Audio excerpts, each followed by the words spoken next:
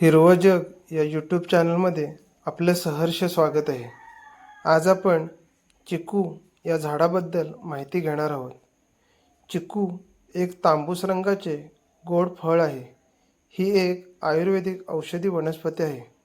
भारतातील बहुतेक भाषांमध्ये या फळास चिकू असे संबोधले जाते. याचे शास्त्रीय नाव मेनिलकारा जपोटा असे आहे. याचे कुळ सैपोटसी आहे.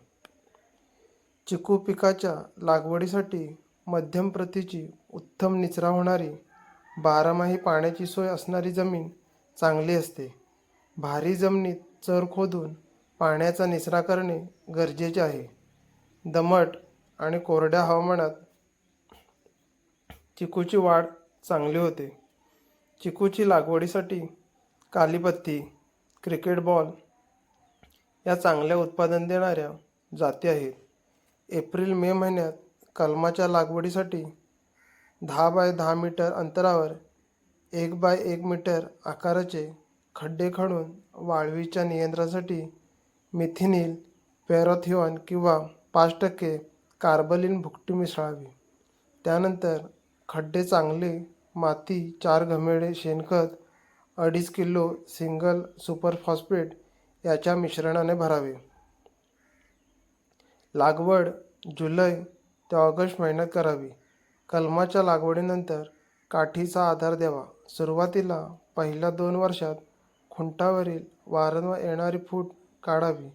कलमाची पूर्ण वाढ होण्यास 8 वर्षाचा कालावधी लागतो. पहिल्या 6 वर्षाच्या कालावधीत चिकू लागवडीत आंतरपीक म्हणून भाजीपाला, फुलझाडे, कडधान्ये पीक घेता येतो.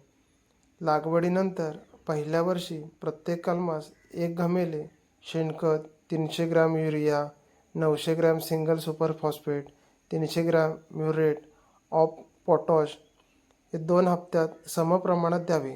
पहिला हप्ता ऑगस्टमध्ये व दुसरा हप्ता जानेवारी महिन्यात द्यावा. दुसऱ्या वर्षी पहिल्या वर्षाच्या दुप्पट मात्रा द्यावी. कलमांना आळी पद्धतीने पाणी देताना झाडांचा विस्तार आकाराने गोल आळे करावे. झाडाला सतत पाणी मिळेल परंतु पाणी साचून राहणार नाही याची काळजी घ्यावी. त्याबरोबर तुषार सिंचन, ठिबक सिंचन याचा देखील वापर करावा.